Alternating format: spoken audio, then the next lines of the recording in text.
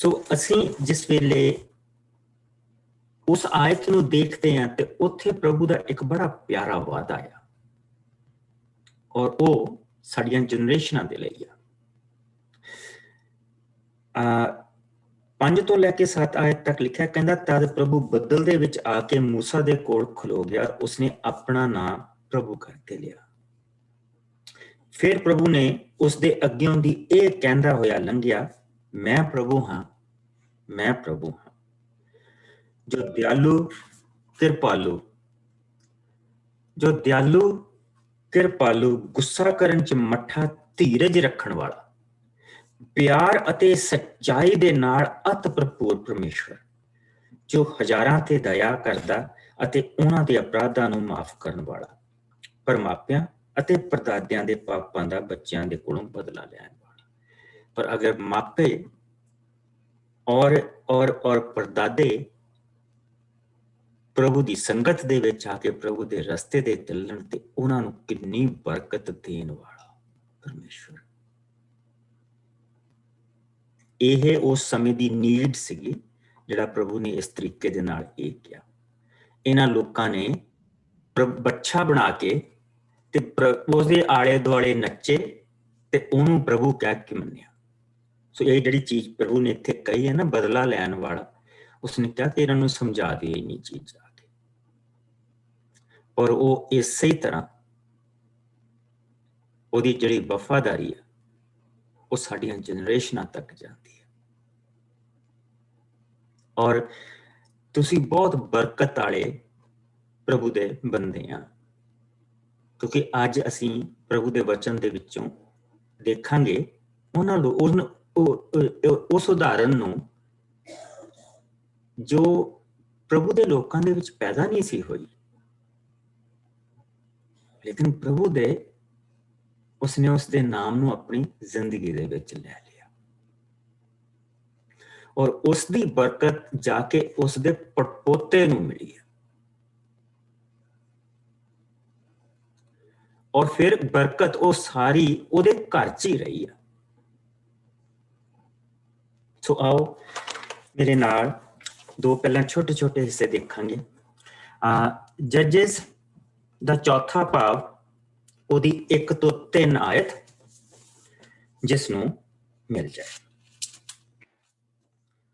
350 ਪੰਨਾ ਪੁਰਾਣੇ ਨਿਯਮ ਦਾ। ਅਸੀਂ ਪੁਰਾਣੇ ਨਿਯਮ 'ਚ ਅੱਜ ਰਹਿਣਾ, ਅੱਜ ਅਸੀਂ ਨਵੇਂ ਨਿਯਮ 'ਚ ਨਹੀਂ ਜਾਣਾ। 350 ਪੰਨਾ ਅਗਰ ਤੁਸੀਂ ਲਿਖਦੇ ਆ ਤੇ ਯਹੋਸ਼ੂਆ 'ਚ ਮੈਂ ਆ ਗਿਆ, ਮੈਂ ਪੰਨਾ ਨੰਬਰ ਗਲਤ ਲਿਖ ਲਿਆ। ਜੱਜਸ ਦੇ ਵਿੱਚ ਜਾਣਾ ਸੀਗਾ। ਜੱਜਸ ਦਾ ਚੌਥਾ ਭਾਵ, ਨਿਆਂਇਆਂ ਦਾ ਚੌਥਾ ਭਾਵ, ਯਹੋਸ਼ੂਆ ਤੋਂ ਬਾਅਦ 350 ਹੀ ਬਣਨਾ। 350 ਜਾਂ ਫਿਰ ਠੀਕ ਹੈ। ਹਾਂ, ਚੌਥਾ ਭਾਵ ਉਹਦੀ 1 ਤੋਂ 3 ਆਇਤ ਤੁਸੀਂ ਪੜ੍ਹ ਦਿਓ। ਓਕੇ ਜੀ, ਸਾਰਿਆਂ ਨੂੰ ਜੈ ਮਸੀਹ ਦੀ।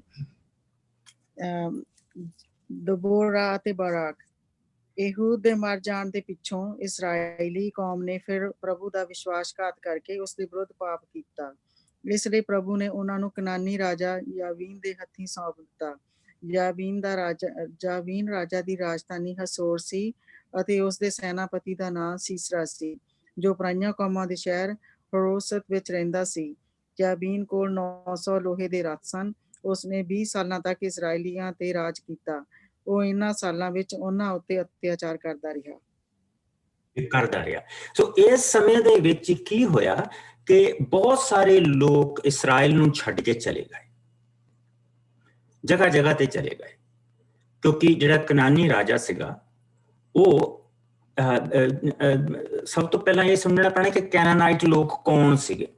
ਕੈਨਾਨਾਈਟ ਲੋਕ ਐਕਚੁਅਲੀ ਗੋਰੇ ਸੀਗੇ, ਜਿਹੜੇ ਕਿ ਇੱਧਰ ਮੈਸੋਪੋਟਾਮੀਆ, ਇੱਧਰ ਮੈਸੇਡੋਨੀਆ ਦੇ ਵੱਲ ਭੂਚਾਲ ਆ ਗਿਆ ਸੀ ਬਹੁਤ ਵੱਡਾ। ਉੱਥੇ ਦੀ ਜਿਹੜੀ ਧਰਤੀ ਸੀ ਉਹ ਬੇਸਿਕਲੀ ਤਬਾਹ ਹੋ ਗਈ ਸੀ, ਤੇ ਉਹ ਜਿਹੜੇ ਬਚ ਕੇ ਨਿਕਲ ਕੇ ਆਏ ਸੀਗੇ ਉਹਨਾਂ ਨੇ ਉੱਥੇ ਆਪਣਾ ਆ ਕੇ ਰਾਜ ਕਾਇਮ ਕੀਤਾ ਸੀ।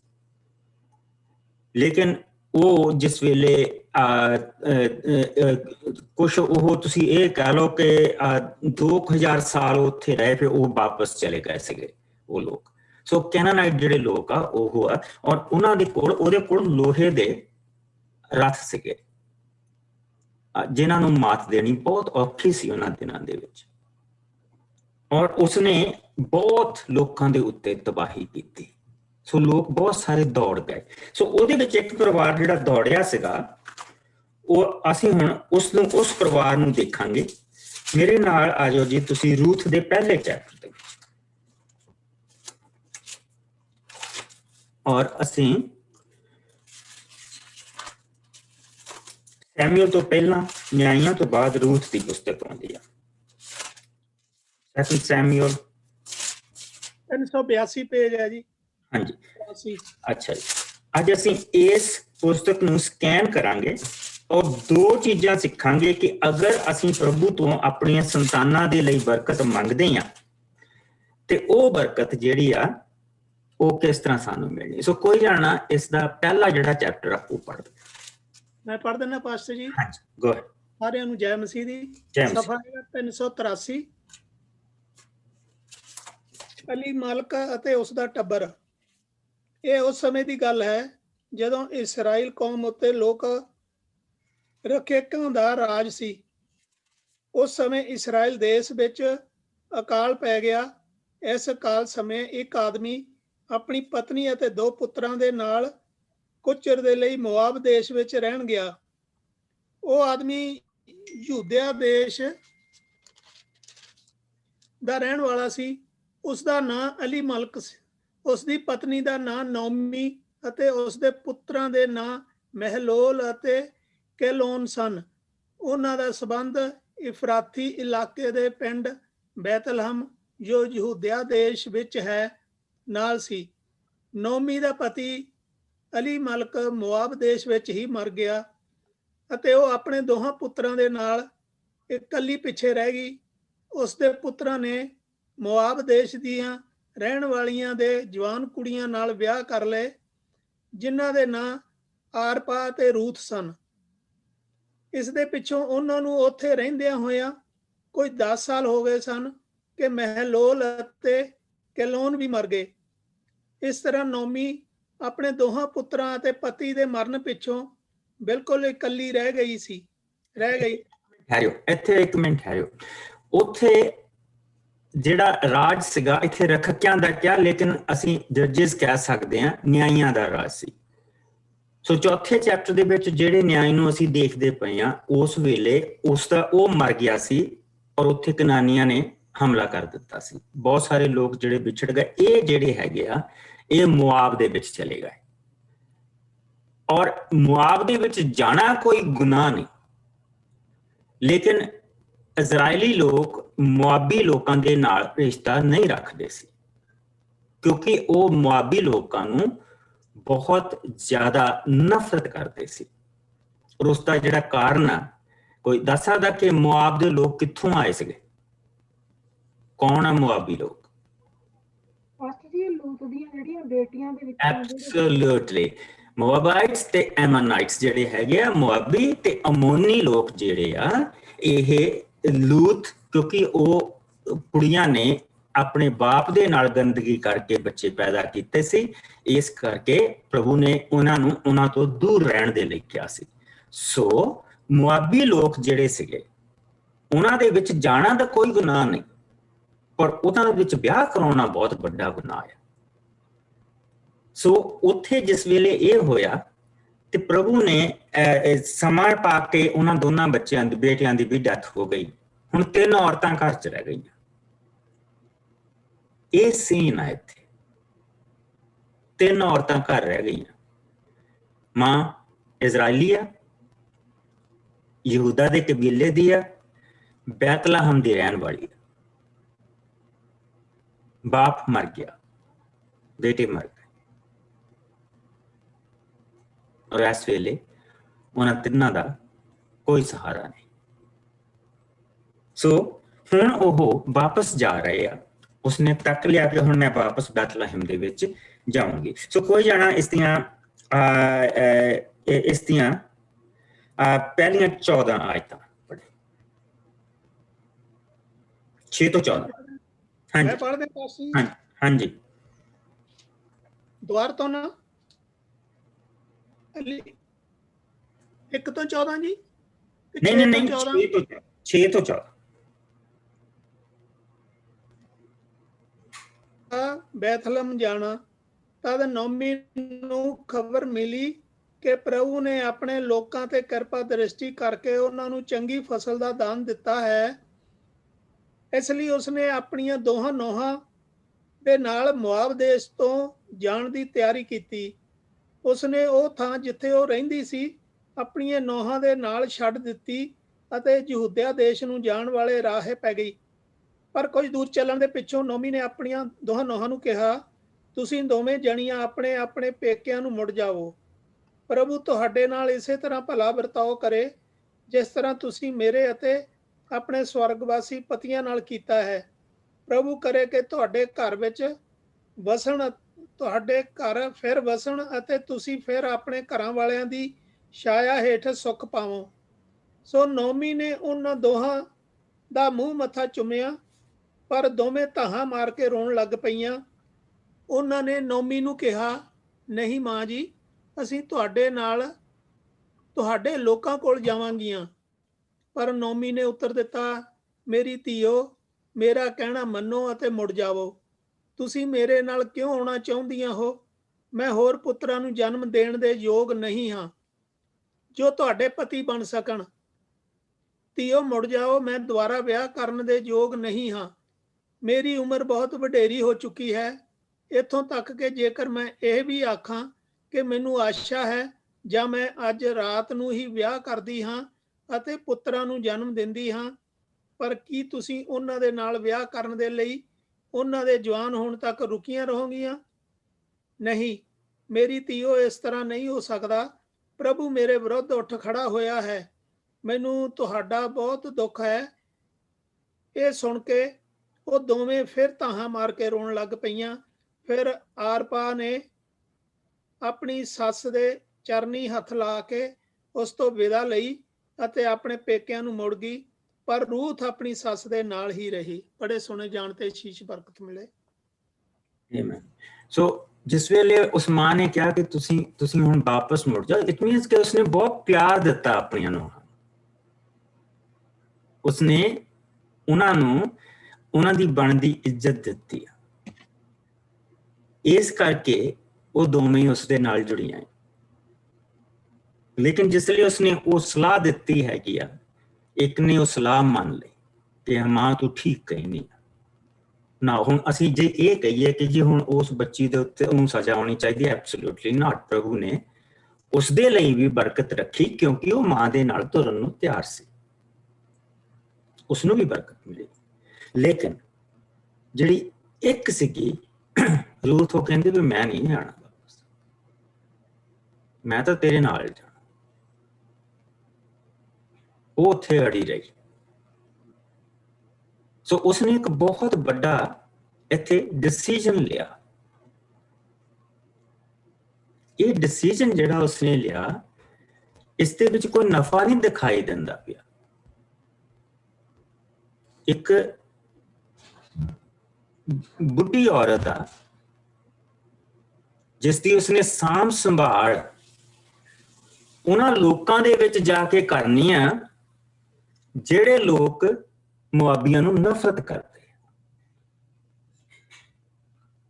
ਇੱਕ ਜਵਾਨ ਔਰਤ, ਇੱਕ ਸੁੰਦਰ ਔਰਤ ਉਹਨਾਂ ਲੋਕਾਂ ਦੇ ਵਿੱਚ ਜਾ ਰਹੀ। ਉਹਦਾ ਡਿਸੀਜਨ ਇੰਨਾ ਛੋਟਾ ਨਹੀਂ, ਉਹਦਾ ਡਿਸੀਜਨ ਬਹੁਤ ਵੱਡਾ ਹੈ। ਆਪਣੇ ਆਪ ਨੂੰ ਉਹਦੀਆਂ ਪੈਰਾਂ 'ਚ ਜੁੱਤੀ ਵਿੱਚ ਖੜੇ ਕਰਕੇ ਦੇਖੋ। ਦਿਲ ਹਿਲਾ ਦੇਣ ਵਾਲਾ ਡਿਸੀਜਨ ਆ ਉਸ ਬੱਚੀ ਦਾ ਕਿ ਨਹੀਂ, ਮੈਂ ਨਹੀਂ ਵਾਪਸ ਜਾਣਾ। ਹੁਣ ਕੋਈ 15 ਤੋਂ ਲੈ ਕੇ ਤਾਂ ਇਸ ਨੂੰ 22 ਤੱਕ ਪੜ੍ਹੇ। ਮੈਂ ਪੜ੍ਹਦੇ ਨਹੀਂ ਪਾਸਟਰ ਜੀ। ਨਾਓਮੀ ਨੇ ਇੱਕ ਵਾਰੀ ਫਿਰ ਰੂਥ ਨੂੰ ਕਿਹਾ, ਦੇਖ ਤੇਰੀ ਜਠਾਣੀ ਆਪਣੇ ਲੋਕਾਂ ਅਤੇ ਧਰਮ ਵਿੱਚ ਵਾਪਸ ਚਲੀ ਗਈ ਹੈ, ਸੋ ਤੂੰ ਵੀ ਉਸ ਦੇ ਪਿੱਛੇ ਚਲੀ ਜਾ। ਪਰ ਰੂਥ ਨੇ ਉੱਤਰ ਦਿੱਤਾ, ਮਾਂ ਜੀ, ਮੈਨੂੰ ਇਹ ਕੰਮ ਕਰਨ ਲਈ ਨਾ ਕਹੋ, ਮੈਨੂੰ ਆਪਣੇ ਨਾਲ ਜਾਣ ਦਿਓ, ਕਿਉਂਕਿ ਜਿੱਥੇ ਤੁਸੀਂ ਜਾਵੋਗੇ ਉੱਥੇ ਹੀ ਮੈਂ ਜਾਵਾਂਗੀ। ਜਿੱਥੇ ਤੁਸੀਂ ਰਹੋਗੇ ਉੱਥੇ ਹੀ ਮੈਂ ਰਹਾਂਗੀ। ਤੁਹਾਡੇ ਲੋਕੀ ਮੇਰੇ ਲੋਕੀ ਹੋਣਗੇ ਅਤੇ ਤੁਹਾਡੇ ਦੇਵਤੇ ਮੇਰੇ ਦੇਵਤੇ ਹੋਣਗੇ। ਇੱਥੋਂ ਤੱਕ ਕਿ ਜਿੱਥੇ ਤੁਸੀਂ ਮਰੋਗੇ ਉੱਥੇ ਹੀ ਮੈਂ ਮਰਾਂਗੀ ਅਤੇ ਦੱਬੀ ਜਾਵਾਂਗੀ। ਪ੍ਰਭੂ ਦੀ ਮਾਰ ਮੇਰੇ ਤੇ ਆ ਪਵੇ ਜੇਕਰ ਕਿਸੇ ਵੀ ਚੀਜ਼ ਦੇ ਕਾਰਨ ਮੈਂ ਤੁਹਾਡੇ ਤੋਂ ਵੱਖ ਹੋਵਾਂ ਸਿਵਾਏ ਮੌਤ ਦੇ। ਇਸ ਤੇ ਜਦੋਂ ਨਾਇਓਮੀ ਨੇ ਦੇਖਿਆ ਕਿ ਰੂਥ ਉਸ ਦੇ ਨਾਲ ਜਾਣ ਅਤੇ ਆਪਣੇ ਫੈਸਲੇ ਤੇ ਅਟਲ ਹੈ ਤਾਂ ਉਸਨੇ ਰੂਥ ਨੂੰ ਫਿਰ ਕੁਝ ਨਾ ਕਿਹਾ। ਫਿਰ ਉਹ ਦੋਵੇਂ ਉਸ ਸਮੇਂ ਤੱਕ ਤੁਰਦੀਆਂ ਰਹੀਆਂ ਜਦੋਂ ਤੱਕ ਕਿ ਉਹ ਬੈਤਲਹਮ ਵਿੱਚ ਨਾ ਪਹੁੰਚ ਗਈਆਂ। ਜਦੋਂ ਉਹ ਬੈਤਲਹਮ ਵਿੱਚ ਪਹੁੰਚੀਆਂ ਤਾਂ ਉਹਨਾਂ ਨੂੰ ਦੇਖ ਕੇ ਪਿੰਡ ਦੇ ਸਾਰੇ ਲੋਕੀ ਹੈਰਾਨ ਹੋ ਗਏ। ਪਿੰਡ ਦੀਆਂ ਔਰਤਾਂ ਆਪੋ ਵਿੱਚ ਇੱਕ ਦੂਜੇ ਤੋਂ ਪੁੱਛਣ ਲੱਗੀਆਂ ਕਿ ਇਹ ਨਾਇਓਮੀ ਹੀ ਹੈ। ਪਰ ਨਾਇਓਮੀ ਬੋਲੀ, ਮੈਨੂੰ ਨਾਇਓਮੀ ਅਰਥਾਤ ਭਾਗਾਂ ਵਾਲੀ ਨਾ ਕਹੋ, ਸਗੋਂ ਮੈਨੂੰ ਮਾਰਾ ਅਰਥਾਤ ਅਭਾਗਣ ਕਹੋ, ਕਿਉਂਕਿ ਸਰਬ ਸ਼ਕਤੀਮਾਨ ਨੇ ਮੇਰੇ ਨਾਲ ਅਤ ਬੇਰਹਿਮੀ ਵਾਲਾ ਵਰਤਾਓ ਕੀਤਾ ਹੈ। ਜਦੋਂ ਮੈਂ ਇੱਥੋਂ ਗਈ ਸਾਂ ਤਾਂ ਮੇਰੀ ਝੋਲੀ ਭਰੀ ਹੋਈ ਸੀ, ਪਰ ਪ੍ਰਭੂ ਨੇ ਮੇਰੀ ਖਾਲੀ ਝੋਲੀ ਵਾਪਸ ਲਿਆਂਦਾ ਹੈ। ਇਸ ਲਈ ਮੈਨੂੰ ਨਾਇਓਮੀ ਅਰਥਾਤ ਭਾਗਾਂ ਵਾਲੀ ਨਾ ਕਹੋ, ਕਿਉਂਕਿ ਸਰਬ ਸ਼ਕਤੀਮਾਨ ਪ੍ਰਭੂ ਨੇ ਮੇਰੇ ਨਾਲ ਭੈੜਾ ਵਰਤਾਓ ਕੀਤਾ ਹੈ। ਸੋ ਇਸ ਤਰ੍ਹਾਂ ਨਾਇਓਮੀ ਆਪਣੀ ਨੂੰਹ ਰੂਥ ਦੇ ਨਾਲ, ਜੋ ਇੱਕ ਮੁਆਬੀ ਸੀ, ਮੁਆਬ ਦੇਸ਼ ਤੋਂ ਵਾਪਸ ਆਈ। ਉਸ ਸਮੇਂ ਬੈਤਲਹਮ ਵਿੱਚ ਜੌਵਾਂ ਦੀ ਫਸਲ ਦੀ ਵਾਢੀ ਦਾ ਸ਼ੁਰੂ ਹੋ ਗਿਆ ਸੀ। ਸੋ ਬਚਨ ਚ ਜਿਸ ਵੇਲੇ ਅਸੀਂ ਇਹ ਚੀਜ਼ ਦੇਖਦੇ ਪਏ ਹਾਂ ਤੇ ਦੇਖੋ ਉਸ ਬੱਚੀ ਨੇ ਜਿਹੜੀ ਆਪਣੀ ਮਾਂ ਦੇ ਨਾਲ ਕਸਮ ਖਾਧੀ, ਉਸਨੂੰ ਧਿਆਨ ਦੇ ਨਾਲ ਦੇਖੋ। ਉਸਨੇ ਕਿਹਾ ਕਿ ਜਿੱਥੇ ਤੂੰ ਜਾਏਂਗੀ ਉੱਥੇ ਮੈਂ ਜਾਊਂਗੀ, ਜਿੱਥੇ ਤੂੰ ਰਹੇਂਗੀ ਉੱਥੇ ਮੈਂ ਰਹੂੰਗੀ, ਜਿੱਥੇ ਤੂੰ ਮਰੇਂਗੀ ਉੱਥੇ ਮੈਂ ਮਰੂੰਗੀ, ਮੈਂ ਵੀ ਉੱਥੇ ਹੀ ਦੱਬੀ ਜਾਊਂਗੀ। ਤੇਰੇ ਲੋਕ ਮੇਰੇ ਲੋਕ ਹੋਣਗੇ, ਤੇਰੇ ਦੇਵਤੇ ਮੇਰੇ ਦੇਵਤੇ ਹੋਣਗੇ। ਕਿਉਂਕਿ ਉਹ ਜਿਹੜੇ ਹੈਗੇ ਆ ਮੋਆਬਾਈਟ ਬਹੁਤ ਸਾਰੇ ਦੇਵਤਿਆਂ ਨੂੰ ਮੰਨਦੇ ਆ, ਉਸਨੂੰ ਹਾਲੇ ਪ੍ਰਭੂ ਦੇ ਬਾਰੇ ਇੰਨਾ ਪਤਾ ਨਹੀਂ। ਤੇਰੇ ਦੇਵਤੇ ਮੇਰੇ ਦੇਵਤੇ ਹੋਣਗੇ, ਤੇਰੇ ਲੋਕ ਮੇਰੇ ਲੋਕ ਹੋਣਗੇ। What a sacrifice! और कुछ पॉजिटिव दिखाई नहीं दे रहा, कुछ पॉजिटिव नहीं दिखाई दे रहा। पॉजिटिव किथे है कि जे वो वापस मुड़ जाए ਉਹਦੇ ਵਿੱਚ पॉजिटिव, जो पिछे मुड़ जाए तो ਉਹਦੇ ਵਿੱਚ पॉजिटिव ਆ ਕਿ ਆਪਣੇ ਘਰ ਨੂੰ ਚਲੀ ਜਾਊਗੀ, ਆਪਣੇ ਲੋਕਾਂ ਦੇ ਵਿੱਚ ਚਲੀ ਜਾਊਗੀ, ਉਸਦਾ ਉੱਥੇ ਮੁੜ ਕੇ ਫੇਰ ਵਿਆਹ ਹੋ ਜਾਊਗਾ। ਜਿੱਦਾਂ ਉਸਦੀ ਵੱਡੀ ਭੈਣ ਗਈ ਉਦੋਂ ਉਹ ਵੀ ਚਲੀ ਜਾਊਗੀ। ਲੇਕਿਨ ਉਸਨੇ ਉਸ ਬਜ਼ੁਰਗ ਮਾਂ ਨੂੰ ਛੱਡਿਆ ਨਹੀਂ। ਆਓ ਹੁਣ ਦੂਸਰੇ ਚੈਪਟਰ ਦੇ ਵਿੱਚ ਚਲੀਏ। ਅਸੀਂ ਰੂਥ ਦਾ ਪੜ੍ਹਦੇ ਪਏ ਹਾਂ, ਅਸੀਂ ਦਾਊਦ ਦੀ ਜ਼ਿੰਦਗੀ ਦੀ ਭੂਮਿਕਾ ਬਣਦੇ ਪਏ ਅੱਜ। ਸੋ आओ दूसरा भाव और इसकी असी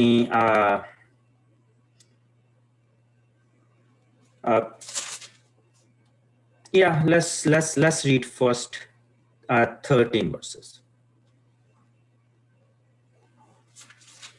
पहले 13 आयतां जिसमें मैं पढ़ दिंदी हां। रूथ दा बोअज दे खेत विच जाना। ਨਾਇਓਮੀ ਦਾ ਉਸਦੇ ਪਤੀ ਅਲੀਮਲਕ ਵੱਲੋਂ ਇੱਕ ਸੰਬੰਧੀ ਸੀ ਜਿਸ ਦਾ ਨਾਂ ਬੋਅਜ਼ ਸੀ। ਉਹ ਧਨੀ ਅਤੇ ਇੱਜ਼ਤਦਾਰ ਆਦਮੀ ਸੀ। ਰੂਥ ਨੇ ਨਾਇਓਮੀ ਨੂੰ ਕਿਹਾ, ਮਾਂ ਜੀ, ਮੈਨੂੰ ਖੇਤਾਂ ਵਿੱਚ ਜਾਣ ਦੀ ਆਗਿਆ ਦਿਓ ਕਿ ਮੈਂ ਜਾ ਕੇ ਸਿੱਟੇ ਚੁਣਾ। ਮੈਂ ਬਿਨਾਂ ਕਿਸੇ ਦੀ ਆਗਿਆ ਦੇ ਕਿਸੇ ਦੇ ਖੇਤ ਵਿੱਚ ਸਿੱਟੇ ਨਹੀਂ ਚੁਣਾਂਗੀ। ਨਾਇਓਮੀ ਨੇ ਉੱਤਰ ਦਿੱਤਾ, ਧੀਏ ਜਾ। ਸੋ ਰੂਥ ਸੰਜੋਗਵਸ ਅਲੀਮਲਕ ਦੇ ਸੰਬੰਧੀ ਬੋਅਜ਼ ਦੇ ਖੇਤ ਵਿੱਚ ਗਈ ਅਤੇ ਵਾਢੀਆਂ ਦੇ ਪਿੱਛੇ ਸਿੱਟੇ ਚੁਗਣ ਲੱਗੀ। ਕੁਝ ਸਮੇਂ ਦੇ ਪਿੱਛੋਂ ਬੋਅਜ਼ ਵੀ ਬੈਤਲਹਮ ਤੋਂ ਉੱਥੇ ਆਇਆ। ਉਸਨੇ ਵਾਢਿਆਂ ਨੂੰ ਕਿਹਾ, ਪ੍ਰਭੂ ਤੁਹਾਡੀ ਮਦਦ ਕਰੇ। ਉਹ ਅੱਗੋਂ ਬੋਲੇ, ਪ੍ਰਭੂ ਤੁਹਾਨੂੰ ਹੋਰ ਵਧਾਵੇ। ਬੋਅਜ਼ ਨੇ ਆਪਣੇ ਮੁਖੀ ਨੌਕਰ ਤੋਂ ਰੂਥ ਦੇ ਬਾਰੇ ਪੁੱਛਿਆ, ਇਹ ਬੀਬੀ ਕਿਸ ਦੀ ਹੈ? ਨੌਕਰ ਨੇ ਉੱਤਰ ਦਿੱਤਾ, ਇਹ ਮੁਆਬਣ ਬੀਬੀ ਹੈ ਜੋ ਨਾਇਓਮੀ ਦੇ ਨਾਲ ਮੁਆਬ ਦੇਸ਼ ਤੋਂ ਆਈ ਹੈ। ਇਸਨੇ ਮਿਹਨਤ ਕੀਤੀ ਸੀ ਕਿ ਮੈਨੂੰ ਵਾਢਿਆਂ ਦੇ ਪਿੱਛੇ ਸਿੱਟੇ ਚੁਣਨ ਦਿਓ। ਇਹ ਤੜਕੇ ਤੋਂ ਇੱਥੇ ਆਈ ਹੈ ਅਤੇ ਬਿਨਾਂ ਸਾਹ ਲਏ ਹੁਣ ਤੱਕ ਲਗਾਤਾਰ ਕੰਮ ਕਰ ਰਹੀ ਹੈ। ਫਿਰ ਬੋਅਜ਼ ਨੇ ਰੂਥ ਨੂੰ ਕਿਹਾ, ਬੀਬੀ ਸੁਣ, ਤੂੰ ਕਿਸੇ ਹੋਰ ਦੇ ਖੇਤ ਵਿੱਚ ਸਿੱਟੇ ਚੁਣਨਾ ਜਾਣਾ, ਇੱਥੇ ਹੀ ਚੁਣਨਾ। ਇੱਥੇ ਹੀ ਸਾਡੀਆਂ ਕੁੜੀਆਂ ਨਾਲ ਕੰਮ ਕਰ, ਵਾਢਿਆਂ ਦੇ ਪਿੱਛੇ ਰਹਿ ਕੇ ਸਿੱਟੇ ਚੁਣਨਾ। ਮੈਂ ਉਹਨਾਂ ਨੂੰ ਕਹਿ ਦਿੱਤਾ ਹੈ ਕਿ ਉਹ ਤੈਨੂੰ ਕਿਸੇ ਤਰ੍ਹਾਂ ਵੀ ਤੰਗ ਨਾ ਕਰਨ।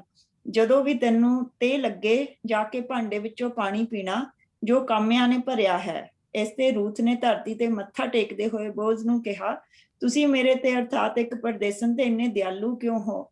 ਬੋਜ਼ ਨੇ ਉੱਤਰ ਦਿੱਤਾ, ਮੈਨੂੰ ਉਹ ਸਭ ਜੋ ਤੂੰ ਆਪਣੀ ਸੱਸ ਨਾਲ ਆਪਣੇ ਘਰ ਵਾਲੇ ਦੇ ਮਰ ਜਾਣ ਦੇ ਪਿੱਛੋਂ ਕੀਤਾ ਸੀ ਦੱਸਿਆ ਗਿਆ ਹੈ। ਮੈਂ ਜਾਣਦਾ ਹਾਂ ਕਿ ਕਿਸ ਤਰ੍ਹਾਂ ਤੂੰ ਆਪਣੇ ਮਾਪਿਓ ਅਤੇ ਦੇਸ਼ ਨੂੰ ਛੱਡ ਕੇ ਉਹਨਾਂ ਲੋਕਾਂ ਵਿੱਚ ਰਹਿਣ ਲਈ ਆਈ ਹੈ ਜਿਨ੍ਹਾਂ ਬਾਰੇ ਤੂੰ ਕੁਝ ਵੀ ਨਹੀਂ ਜਾਣਦੀ। ਪ੍ਰਭੂ ਤੈਨੂੰ ਇਸ ਦਾ ਭਲਾ ਬਦਲਾ ਦੇਵੇ। ਇਜ਼ਰਾਈਲ ਦਾ ਪ੍ਰਭੂ ਪਰਮੇਸ਼ਵਰ, ਜਿਸ ਦੀ ਛਤਰ ਛਾਇਆ ਤੂੰ ਆਸਰੇ ਲਈ ਆਈ ਹੈ, ਉਹ ਤੈਨੂੰ ਚੌਗਣੀ ਬਰਕਤ ਦੇਵੇ। ਰੂਥ ਨੇ ਉੱਤਰ ਦਿੱਤਾ, ਸ਼੍ਰੀਮਾਨ ਜੀ, ਤੁਹਾਡੀ ਮੇਰੇ ਤੇ ਬਹੁਤ ਕਿਰਪਾ ਹੋਈ ਹੈ। ਤੁਸੀਂ ਆਪਣੇ ਕਿਰਪਾ ਵਾਲੇ ਸ਼ਬਦਾਂ ਨਾਲ ਮੈਨੂੰ ਆਪਣੀ ਦਾਸੀ ਨੂੰ ਹੌਸਲਾ ਦਿੱਤਾ ਹੈ। ਬੇਸ਼ੱਕ ਮੈਂ ਤੁਹਾਡੇ ਕਿਸੇ ਇੱਕ ਨੌਕਰ ਦੇ ਬਰਾਬਰ ਵੀ ਨਹੀਂ ਹਾਂ। ਸੋ ਉਸਨੇ ਦੇਖੋ ਕਿੰਨੀ ਇੱਜ਼ਤ ਦੇ ਨਾਲ, ਬੋਆਜ਼ ਨੇ ਕਿੰਨੀ ਇੱਜ਼ਤ ਆ ਉਸ ਲਈ, ਪ੍ਰਭੂ ਨੇ ਉਸਨੂੰ ਦਿੱਤੀ, ਸ਼ੁਰੂ ਕਰ ਦਿੱਤੀ ਉਸਨੂੰ ਇੱਜ਼ਤ ਦੇਣੀ। ਜੇ ਉਸਨੇ ਇੰਨਾ, ਤੁਸੀਂ ਇਹ ਕਹ ਲਓ ਕਿ ਵੱਡਾ ਡਿਸੀਜਨ ਲਿਆ ਆ ਆਪਣੀ ਮਾਂ ਦੀ ਖਾਤਰ ਕਿ ਇਹ ਰੁਲ ਜਾਣੀ, ਜੇ ਮੈਂ ਆਪਣੇ ਲੋਕਾਂ 'ਚ ਵਾਪਸ ਚਲੀ ਗਈ ਇਹ ਰੁਲ ਜਾਣੀ। ਉਸਨੇ ਐਡਾ ਵੱਡਾ ਡਿਸੀਜਨ ਲਿਆ ਕਿ ਨਹੀਂ, ਮੈਂ ਤੇਰੇ ਨਾਲ ਜਾਊਂਗਾ, ਤੇਰੇ ਲੋਕ ਮੇਰੇ ਲੋਕ ਹੋਣਗੇ। ਔਰ ਪ੍ਰਭੂ ਨੇ ਸਿਰਫ ਉਹੀ ਇੱਕ ਲਾਈਨ ਸੁਣੀ, ਤੇਰਾ ਪਰਮੇਸ਼ਰ ਮੇਰਾ ਪਰਮੇਸ਼ਰ ਹੋਏਗਾ। ਔਰ ਪ੍ਰਭੂ ਨੇ ਉਸ ਬੱਚੀ ਨੂੰ ਇੱਜ਼ਤ ਦੇਣੀ ਸ਼ੁਰੂ ਕਰ ਦਿੱਤੀ। ਉਸ ਨੂੰ ਹੁਣ ਗਾਈਡ ਕਰ ਰਿਹਾ ਕਿ ਤੂੰ ਕਿੱਥੇ ਜਾਣਾ। ਉੱਥੇ ਗਈ, ਉਸ ਖੇਤ ਦੇ ਵਿੱਚ ਗਈ ਆ ਜਿਹੜੇ ਨਿਯੋਮੀ ਦੇ ਰਿਸ਼ਤੇਦਾਰ, ਔਰ ਉੱਥੇ ਉਹ ਸਿੱਟੇ ਚੁੱਕਦੀ ਪਈ। ਔਰ ਬੋਆਜ਼ ਉਸਦੇ ਕੋਲ ਆਇਆ, ਉਸਨੇ ਕਿਹਾ, ਮੈਨੂੰ ਪਤਾ ਤੂੰ ਕੀ ਕੀਤਾ ਹੈ। ਤੂੰ ਆਪਣੇ ਲੋਕਾਂ ਨੂੰ ਛੱਡ ਕੇ, ਆਪਣੇ ਦੇਸ਼ ਨੂੰ ਛੱਡ ਕੇ ਇੱਕ ਐਸੇ ਦੇਸ਼ ਦੇ ਵਿੱਚ ਆਈ ਆ ਜਿਨ੍ਹਾਂ ਦੇ ਨਾਂ ਤੂੰ ਲੋਕਾਂ ਨੂੰ ਜਾਣਦੀ ਆ ਤੇ ਨਾ ਤੂੰ ਉਹਨਾਂ ਦੇ ਕਿਸੇ ਹੋਰ ਚੀਜ਼ ਨੂੰ ਜਾਣਦੀ। ਤੂੰ ਆਪਣੀ ਜਿਹੜੀ ਮਾਂ ਦੀ ਲਈ ਇਹ ਸਭ ਕੁਛ ਕੀਤਾ, ਉਸਦਾ ਸਭ ਨੂੰ ਖਬਰ। What a wonderful testimony। ਇੱਕ ਤੁਸੀਂ ਇਹ ਕਹ ਲਓ ਇੱਕ ਨਿਊ ਬਲੀਵਰ ਦੀ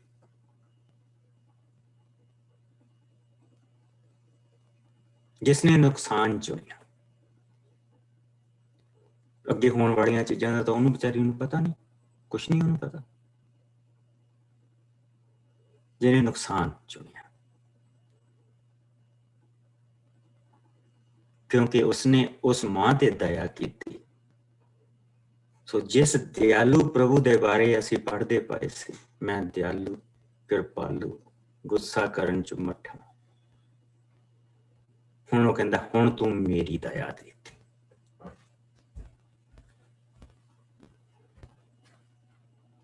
ਤੂੰ ਤਾਂ ਦਇਆ ਦਿਖਾਈ ਇੱਕ ਇਨਸਾਨ ਹੁੰਦਾ, ਹੁਣ ਤੂੰ ਮੇਰੀ ਦਇਆ ਦੇਖੀ ਜਿਹੜੀ ਮੈਂ ਦਇਆ ਕਰੂੰਗਾ। ਔਰ ਉਸਨੇ ਪ੍ਰਭੂ ਨੇ ਆਪਣਾ ਕੰਮ ਸ਼ੁਰੂ ਕਰ ਦਿੱਤਾ।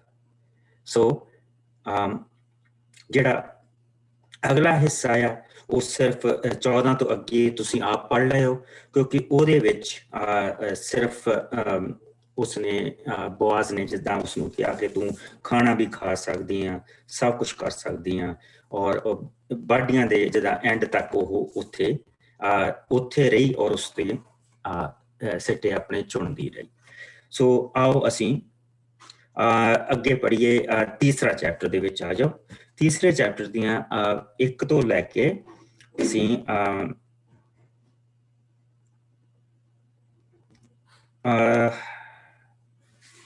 ਨਹੀਂ ਆਪਾਂ ਇਹਨੂੰ ਪੜ੍ਹਦੇ ਆ ਯਾਰ, ਚੰਗਾ ਲੱਗੂ। 14 ਤੋਂ ਲੈ ਕੇ ਦੂਸਰਾ ਚੈਪਟਰ 14 ਤੋਂ 23, ਫਿਰ ਉਹ ਲਹਿਰ ਜੀ ਖਰਾਬ ਹੋ ਜਾਣੀ।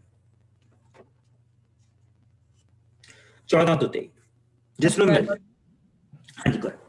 ਦੁਪਹਿਰ ਵੇਲੇ ਬੋਜ਼ ਨੇ ਰੂਥ ਨੂੰ ਕਿਹਾ, ਇੱਥੇ ਆ ਅਤੇ ਸਿਰਕੇ ਨਾਲ ਥੋੜੀ ਜਿਹੀ ਰੋਟੀ ਖਾ ਲੈ। ਰੂਥ ਨੌਕਰਾਂ ਦੇ ਵਿੱਚ ਜਾ ਕੇ ਬੈਠ ਗਈ ਅਤੇ ਬੋਆਜ਼ ਨੇ ਉਸ ਨੂੰ ਰੋਟੀ ਦਿੱਤੀ। ਰੂਥ ਨੇ ਰੱਜ ਕੇ ਰੋਟੀ ਖਾਧੀ, ਬਲਕਿ ਉਸ ਕੋਲ ਕੁਝ ਬਚ ਵੀ ਗਈ। ਫਿਰ ਜਦੋਂ ਰੂਥ ਸਿੱਟੇ ਚੁਣਨ ਦੇ ਲਈ ਚਲੀ ਗਈ ਤਾਂ ਬੋਆਜ਼ ਨੇ ਆਪਣੇ ਕਾਮਿਆਂ ਨੂੰ ਆਗਿਆ ਦਿੱਤੀ ਅਤੇ ਉਸ ਨੂੰ ਪੁਲੀਆਂ ਵਿੱਚੋਂ ਵੀ ਸਿੱਟੇ ਚੁਣੋ ਚੁਣਨ ਤੋਂ ਨਾ ਰੋਕਿਆ। ਉਸ ਨੂੰ ਕੁਛ ਨਾ ਕਹਿਣਾ। ਉਸ ਦੇ ਲਈ ਪੂਲੇ ਇਕੱਠੇ ਕਰਨ ਵੇਲੇ ਵੀ ਕੁਝ ਸਿੱਟੇ ਛੱਡਦੇ ਜਾਣਾ ਅਤੇ ਉਸ ਨੂੰ ਕੋਈ ਮੰਦਾ ਸ਼ਬਦ ਨਾ ਬੋਲਣਾ। ਸੋ ਰੂਥ ਤਰਕਾਲਾਂ ਤੱਕ ਸਿੱਟੇ ਚੁਣਦੀ ਰਹੀ। ਫਿਰ ਉਸਨੇ ਆਪਣੇ ਚੁਣੇ ਹੋਏ ਸਿੱਟਿਆਂ ਨੂੰ ਕੁੱਟਿਆ, ਜਿਨ੍ਹਾਂ ਵਿੱਚੋਂ ਲਗਭਗ 20 ਕਿਲੋ ਦਾਣੇ ਨਿਕਲੇ। ਇਸ ਦੇ ਪਿੱਛੋਂ ਉਹ ਦਾਣੇ ਚੁੱਕ ਕੇ ਆਪਣੇ ਪਿੰਡ ਨੂੰ ਮੁੜ ਗਈ। ਘਰ ਜਾ ਕੇ ਉਸਨੇ ਉਹ ਦਾਣੇ ਆਪਣੀ ਸੱਸ ਨੂੰ ਦਿਖਾਏ ਅਤੇ ਨਾਲ ਹੀ ਬੋਆਜ਼ ਕੋਲੋਂ ਮਿਲੀ ਰੋਟੀ ਵਿੱਚੋਂ ਬਚੀ ਹੋਈ ਉਸਨੂੰ ਦਿੱਤੀ। ਨਾਓਮੀ ਨੇ ਰੂਥ ਤੋਂ ਪੁੱਛਿਆ, ਤੂੰ ਅੱਜ ਕਿੱਥੇ ਸਿੱਟੇ ਚੁਣਨ ਗਈ ਸੈਂ? ਉਸਨੇ ਉਹ ਕਿਸ ਦਾ ਖੇਤ ਸੀ? ਪ੍ਰਭੂ ਉਸ ਆਦਮੀ ਨੂੰ ਹੋਰ ਵਧਾਏ ਜਿਸ ਨੇ ਤੇਰੇ ਤੇ ਕਿਰਪਾ ਕੀਤੀ ਹੈ। ਰੂਥ ਨੇ ਆਪਣੀ ਸੱਸ ਨੂੰ ਦੱਸਿਆ ਕਿ ਉਹ ਬੋਆਜ਼ ਨਾਂ ਦੇ ਆਦਮੀ ਦੇ ਖੇਤਾਂ ਵਿੱਚ ਗਈ ਸੀ। ਨਾਓਮੀ ਨੇ ਰੂਥ ਨੂੰ ਫੇਰ ਕਿਹਾ, ਪ੍ਰਭੂ ਉਸ ਨੂੰ ਦੂਣੀ ਬਰਕਤ ਦੇਵੇ। ਪ੍ਰਭੂ ਆਪਣਾ ਵਚਨ ਸਦਾ ਜਿਉਂਦਿਆਂ ਅਤੇ ਮੁਰਦਿਆਂ ਦੋਹਾਂ ਨਾਲ ਪੂਰਾ ਕਰਦਾ ਹੈ, ਕਿਉਂਕਿ ਇਹ ਆਦਮੀ ਅਰਥਾਤ ਬੋਆਜ਼ ਸਾਡੇ ਨੇੜੇ ਦੇ ਸੰਬੰਧੀਆਂ ਵਿੱਚੋਂ ਹੈ, ਜੋ ਸਾਡੀ ਦੇਖਭਾਲ ਦੇ ਲਈ ਜ਼ਿੰਮੇਵਾਰ ਹੈ। ਫਿਰ ਰੂਥ ਨੇ ਆਪਣੀ ਸੱਸ ਨੂੰ ਇਹ ਦੱਸਿਆ, ਅੱਜ ਦੀ ਸਾਰੀ ਮਦਦ ਦੇ ਇਲਾਵਾ ਬੋਆਜ਼ ਨੇ ਮੈਨੂੰ ਇਹ ਵੀ ਕਿਹਾ ਕਿ ਮੈਂ ਵਾਢੀਆਂ ਦੇ ਖਤਮ ਹੋਣ ਤੱਕ ਉਸ ਦੀਆਂ ਨੌਕਰਾਣੀਆਂ ਨਾਲ ਕੰਮ ਕਰਾਂ। ਨਾਓਮੀ ਨੇ ਉਸਨੂੰ ਕਿਹਾ, ਹਾਂ ਧੀਏ, ਇਹ ਠੀਕ ਹੈ। ਨਹੀਂ ਤਾਂ ਇਹ ਹੋ ਸਕਦਾ ਹੈ ਕਿ ਕਿਸੇ ਗੈਰ ਦੇ ਖੇਤ ਵਿੱਚ ਜਾਣ ਨਾਲ ਤੇਰਾ ਨੁਕਸਾਨ ਹੋਵੇ। ਸੋ ਤੇਰੇ ਲਈ ਇਹ ਚੰਗਾ ਹੋਵੇਗਾ ਕਿ ਤੂੰ ਬੋਆਜ਼ ਦੀਆਂ ਨੌਕਰਾਣੀਆਂ ਨਾਲ ਹੀ ਰਹਿ।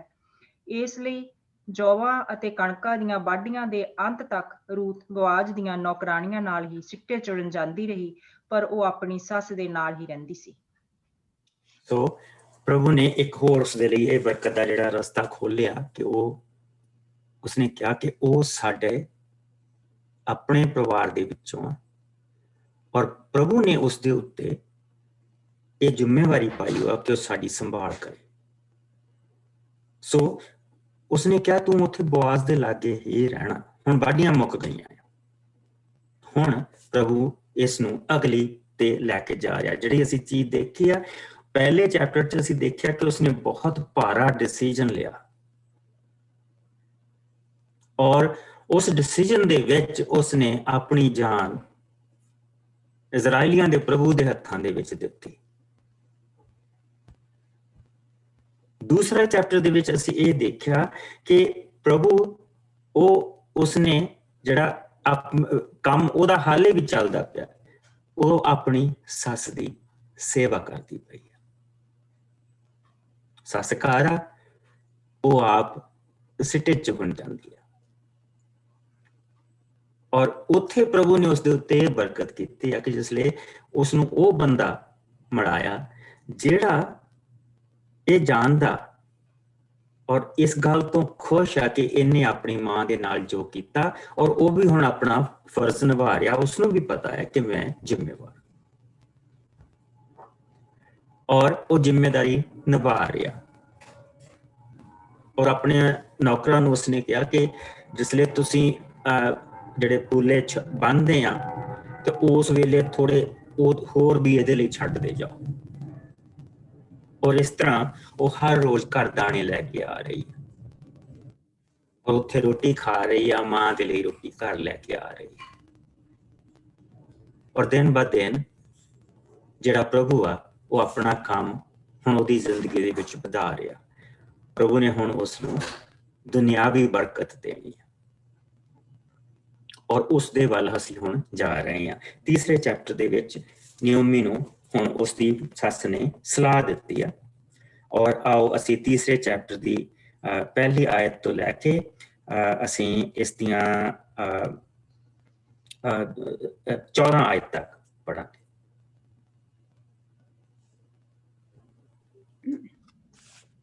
ਬੋਆਜ਼ ਅਤੇ ਰੂਥ।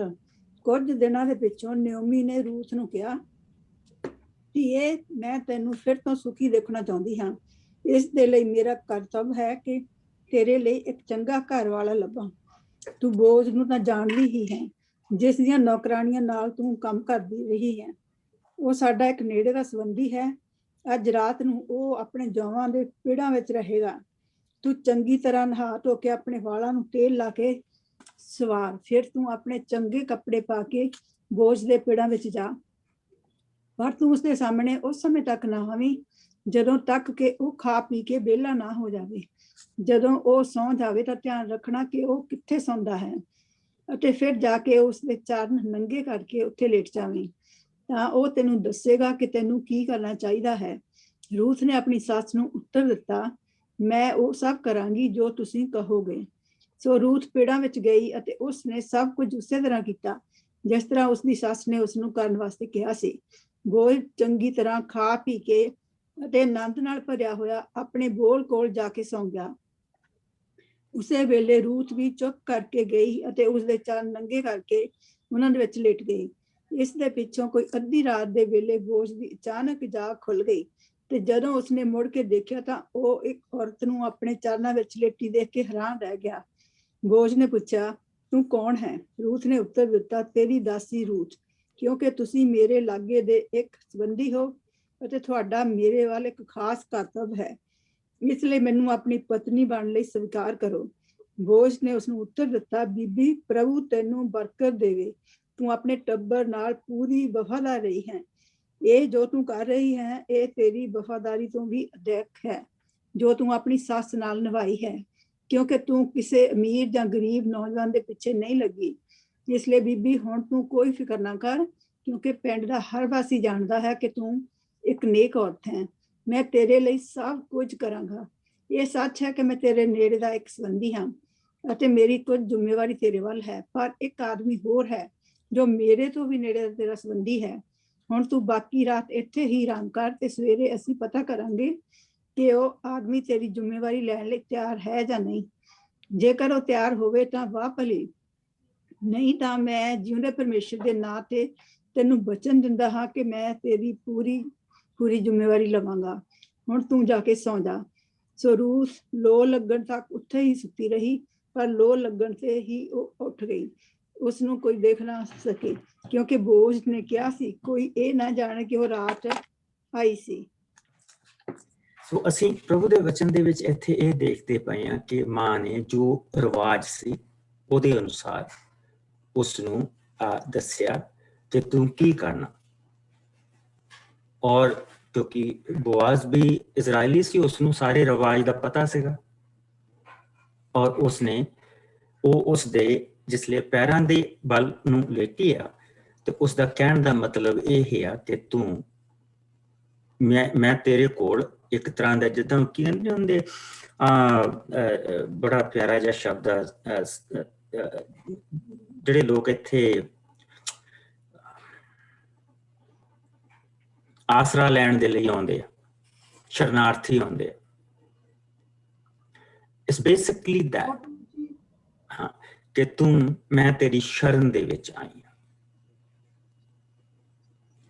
ਤਾਂ ਉਸਨੀ ਮਾਂ ਨੇ ਕਿਹਾ ਤੈਨੂੰ ਆਪੇ ਹੀ ਦੱਸੇਗਾ ਉਸਨੇ ਕੀ ਕਰਨਾ। ਰੈਫਿਊਜੀ, ਹਾਂ, ਰੈਫਿਊਜੀ, ਔਰ ਮੈਂ ਤੇਰੀ ਰੈਫਿਊਜ ਦੇ ਵਿੱਚ ਆਈ ਹਾਂ। ਪਰ ਇਹ ਜਿਹੜਾ ਇੱਥੇ ਅਕਸ਼ਰ ਯੂਜ਼ ਕੀਤਾ ਜਾਂਦਾ ਰਿਡੀਮਰ, ਕਿ ਜਿਸ ਨੇ ਆਪਣੇ ਆਪ ਨੂੰ ਉਸਨੂੰ ਉਸ ਬਰਕਤ ਦੇ ਨਾਲ ਭਰਿਆ ਜਿਸ ਦੀ ਉਸਨੂੰ ਜ਼ਰੂਰਤ ਸੀ, ਉਸਦੀ ਕੀਮਤ ਦਿੱਤੀ, ਉਸਨੂੰ ਰਿਡੀਮ ਕੀਤਾ। ਸੋ ਅਸੀਂ ਹੁਣ ਪ੍ਰਭੂ ਦੇ ਵਚਨ ਦੇ ਵਿੱਚ ਦੇਖਾਂਗੇ ਕਿ ਕਿਸ ਤਰ੍ਹਾਂ ਹੁਣ ਉਹਨੇ ਇੱਕ ਡਿਸੀਜਨ ਲਿਆ, ਇਸ ਔਰਤ ਨੇ, ਇਸ ਬੱਚੀ ਨੇ ਇੱਕ ਡਿਸੀਜਨ ਲਿਆ। ਉਸ ਤੋਂ ਬਾਅਦ ਅਸੀਂ ਦੇਖਦੇ ਪਏ ਕਿ ਪ੍ਰਭੂ ਉਸਨੂੰ ਕਿਸ ਤਰ੍ਹਾਂ ਬਣਾਉਂਦਾ ਚੱਲਿਆ ਆ ਰਿਹਾ, ਇੱਕ ਤੋਂ ਬਾਅਦ ਇੱਕ। ਹੁਣ ਪਹਿਲਾਂ ਉਸਨੇ ਜਿਹੜੀਆਂ ਰੋਜ਼ ਦੀਆਂ ਜ਼ਰੂਰਤਾਂ ਉਹ ਪੂਰੀਆਂ ਕੀਤੀਆਂ, ਹੁਣ ਉਸਦੀ ਜ਼ਿੰਦਗੀ ਦੀ ਜ਼ਰੂਰਤ ਨੂੰ ਪੂਰਾ ਕਰਨ ਜਾ ਰਿਹਾ। ਤੁਸੀਂ ਦੇਖਿਆ ਕਿੱਦਾਂ ਪ੍ਰਭੂ ਸੰਭਾਲ ਕਰਦਾ। ਤੇਰਾ ਪ੍ਰਭੂ ਮੇਰਾ ਪ੍ਰਭੂ ਹੋਏਗਾ। ਉਸਨੇ ਕਿਹਾ ਠੀਕ ਆ, ਫਿਰ ਜੇ ਤੂੰ ਇਹ ਕਹਿਤਾ ਕਿ ਤੇਰਾ ਪ੍ਰਭੂ ਮੇਰਾ ਪ੍ਰਭੂ ਹੋਏਗਾ ਤੇ ਮੈਂ ਤੈਨੂੰ ਦੱਸਾਂਗਾ ਕਿ ਜਿਹੜਾ ਮੇਰਾ ਹੁੰਦਾ ਉਸਦੇ ਨਾਲ ਮੈਂ ਕਿੱਦਾਂ ਪੇਸ਼ ਹੋਵਾਂ। ਸੋ ਪ੍ਰਭੂ ਉਸਨੂੰ ਦਿਨ ਬਾਅਦ ਦਿਨ ਸਭ ਤੋਂ ਪਹਿਲਾਂ ਉਹਦੀਆਂ ਰੋਜ਼ ਦੀਆਂ ਜ਼ਰੂਰਤਾਂ ਪੂਰੀਆਂ ਕਰ ਕੀਤੀਆਂ। ਹੁਣ ਪ੍ਰਭੂ ਤੀਸਰੇ ਚੈਪਟਰ ਦੇ ਵਿੱਚ ਉਸਦੀ ਜ਼ਿੰਦਗੀ ਦੀ ਜ਼ਰੂਰਤ ਪੂਰੀ ਕਰਨ ਜਾ ਰਿਹਾ। ਪਰ ਇੱਕ ਅੜਿੱਕਾ ਆਇਆ ਇੱਥੇ ਕਿ ਇੱਕ ਉਹਦਾ ਵੱਡਾ ਭਰਾ ਆ ਜਿਹਦਾ ਪਹਿਲਾ ਹੱਕ ਬਣਦਾ, ਸੋ ਆਓ ਅਸੀਂ 15 ਆਇਤ ਤੋਂ ਅਸੀਂ ਇਸ ਚੈਪਟਰ ਨੂੰ ਖਤਮ ਕਰਾਂਗੇ। ਇਹਦੀਆਂ 3 ਹੀ ਆਇਤਾਂ ਰਹਿੰਦੀਆਂ। 15 ਤੋਂ ਜਿਸ ਨੂੰ ਮਿਲ ਜੇ ਪੜ੍ਹੀ ਜਾਓ। ਫਿਰ ਰੂਥ ਦੇ ਪਿੰਡ ਨੂੰ ਜਾਣ ਤੋਂ ਪਹਿਲਾਂ ਬੋਆਜ਼ ਨੇ ਉਸ ਨੂੰ ਕਿਹਾ, ਆਪਣੇ ਉਤਲੀ ਚਾਦਰ ਇੱਥੇ ਵਿਛਾ। ਰੂਥ ਨੇ ਉਸੇ ਤਰ੍ਹਾਂ ਕੀਤਾ ਕਿ ਉਸਨੇ ਕੋਈ 40 ਕਿਲੋ ਜੌਂ ਉਸ ਵਿੱਚ ਪਾ ਦਿੱਤੇ। ਫਿਰ ਬੋਆਜ਼ ਨੇ ਉਹਨਾਂ ਨੂੰ ਬੰਨ੍ਹ ਕੇ ਉਸ ਨੂੰ ਚੁਕਾ ਦਿੱਤਾ ਅਤੇ ਉਹ ਪਿੰਡ ਨੂੰ ਮੁੜ ਗਈ। ਜਦੋਂ ਰੂਥ ਆਪਣੀ ਸੱਸ ਕੋਲ ਗਈ ਤਾਂ ਉਸਨੇ ਪੁੱਛਿਆ, ਧੀਏ, ਉਸਨੇ ਤੈਨੂੰ ਕੀ ਕਿਹਾ? ਰੂਥ ਨੇ ਆਪਣੀ ਸੱਸ ਨੂੰ ਉਹ ਸਭ ਕੁਝ ਦੱਸਿਆ ਜੋ ਬੋਆਜ਼ ਨੇ ਉਸ ਨੂੰ ਕਿਹਾ ਸੀ।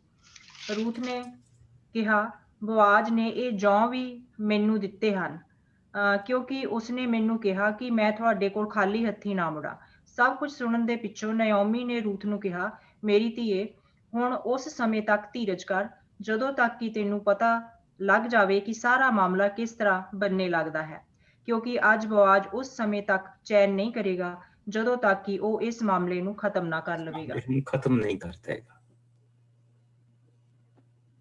ਕੌਣ ਸਾਰੇ ਕੰਮ ਕਰਦਾ ਪਿਆ? ਪਤਾ ਕਿੱਡੀ ਵੱਡੀ ਰਿਸਪੌਂਸਿਬਿਲਿਟੀ ਹੈ ਇਹ, ਕਿ ਇੱਕ ਉਸ ਔਰਤ ਨੂੰ ਜਿਹੜੀ ਮੁਆਬਣ ਆ, ਜਿਨ੍ਹਾਂ ਨੂੰ ਕੌਮ ਸਵੀਕਾਰ ਨਹੀਂ ਕਰਦੀ, ਦੂਸਰਾ ਇੱਕ ਬਜ਼ੁਰਗ ਮਾਂ ਉਸਦੇ ਨਾਲ ਹੁਣ ਲੱਗੀ ਹੋਆ, 2 ਜਾਣੀਆਂ ਨੂੰ ਦੀ ਜ਼ਿੰਮੇਵਾਰੀ। ਫਿਰ ਦੂਸਰਾ ਇਹ ਆ ਕਿ ਜਿਹੜੀ ਬੋਆਜ਼ ਨੇ ਉਸ ਤੋਂ ਔਲਾਦ ਪੈਦਾ ਕਰਨੀ ਆ, ਉਹ ਐਕਚੁਅਲੀ ਉਹਨਾਂ ਦੇ ਆਪਣੇ ਖਾਨਦਾਨ ਦੀ ਹੋਣੀ ਆ, ਉਸ ਜਿਹੜੀ ਦਾਦੀ ਦੇ ਖਾਨਦਾਨ ਦੀ ਔਲਾਦ ਮੰਨੀ ਜਾਣੀ ਆ। ਉਹ ਬੋਆਜ਼ ਦੀ ਔਲਾਦ ਨੇ ਮੰਨੀ ਜਾਣੀ। ਬੋਆਜ਼ ਦਾ ਨਾਂ ਤਾਂ ਜ਼ਰੂਰ ਲੱਗੇਗਾ, ਪਰ ਜਾਇਦਾਦ ਦਾ ਜਿਹੜਾ ਹਿਸਾਬ ਕਿਤਾਬ ਆ, ਉਹ ਜਿਹੜਾ ਬੱਚਾ ਹੋਣਾ, ਉਸਨੇ ਜਿਹੜੀ ਦਾਦੀ ਦੀ ਜਾਇਦਾਦ ਆ ਉਹ ਵੀ ਸਾਰੀ ਲੈਣੀ ਆ, ਤੇ ਬੋਆਜ਼ ਦੇ ਵਿੱਚੋਂ ਵੀ ਜਿਹੜਾ ਉਹਦੇ ਨਿਆਣਿਆਂ ਦੇ ਨਾਲ ਬਰਾਬਰ ਹਿੱਸਾ ਲੈਣਾ। ਸੋ ਆਓ ਹੁਣ ਆਪਾਂ ਚੌਥੇ ਚੈਪਟਰ ਦੇ ਵਿੱਚ ਜਾਈਏ। ਆਓ ਇਸ ਨੂੰ ਆਪਾਂ ਪਹਿਲੀਆਂ 11 आयत मैं पढ़ दो।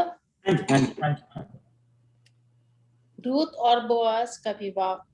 बोआज नगर के परमेश्वर द्वार पर गया, वह वहां बैठ गया। उसी समय एलीमेल का निकटतम कुटुंब, जिसके विषय में मुआज ने चर्चा की थी, वहां से गुजरा। मुआज ने उससे कहा, यहाँ आइए महाशय, यहाँ बैठिए। अतः वह अपना मार्ग छोड़कर वहां बैठ गया। बोआज ने नगर के दास वृद्ध बुलाए और उनसे कहा, आप भी यहाँ बैठिए। वे सब बैठ गए। उसके पश्चात बोआज ने एलीमेलेक के निकटतम कुटुंब से कहा, नुआमी मोआब देश से लौट आई है। वह हमारे भाई एलीमेलेक का भूमि भाग बेचना चाहती है, इसलिए मैंने निश्चय किया कि मैं आपके कानों में यह बात डाल दूं और आपसे कहूं कि आप यहाँ बैठे हुए लोगों के सामने इन वृद्ध पुरुषों के सम्मुख भूमि को खरीद लीजिए।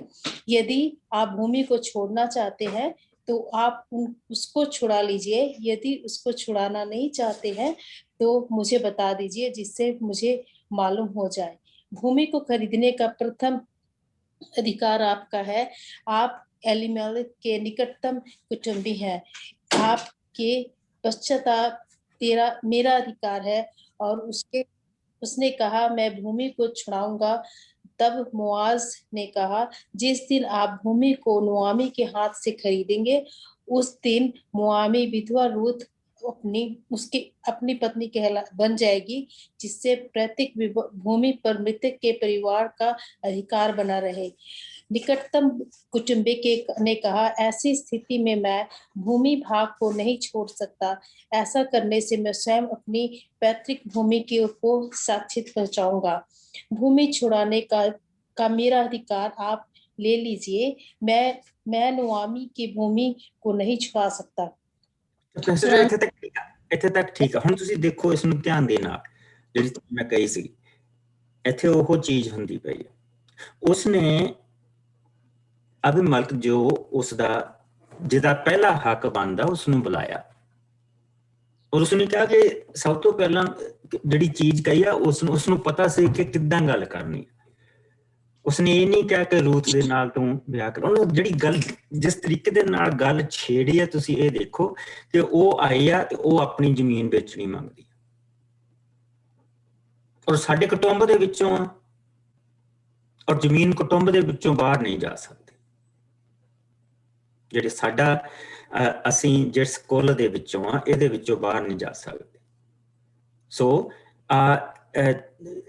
ਯਹੂਦਾ ਦੇ ਖਾਨਦਾਨ ਦੀ ਜ਼ਮੀਨ ਯਹੂਦਾ ਦੇ ਖਾਨਦਾਨ ਦੇ ਵਿੱਚ ਹੀ ਰਹੇਗੀ। ਸੋ ਪਹਿਲਾ ਹੱਕ ਤੇਰਾ ਬਣਦਾ। ਉਸਨੇ ਕਿਹਾ ਕੋਈ ਨਹੀਂ, ਜ਼ਮੀਨ ਖਰੀਦ ਲਊਂਗਾ, ਮੈਂ ਖਰੀਦ ਲਊਂਗਾ। ਪਰ ਕਹਿੰਦਾ ਇਸ ਦੇ ਨਾਲ ਇੱਕ ਚੀਜ਼ ਹੋਰ ਵੀ ਜੁੜੀ ਹੋਈ। ਉਸਨੇ ਕੀ ਕਿਹਾ?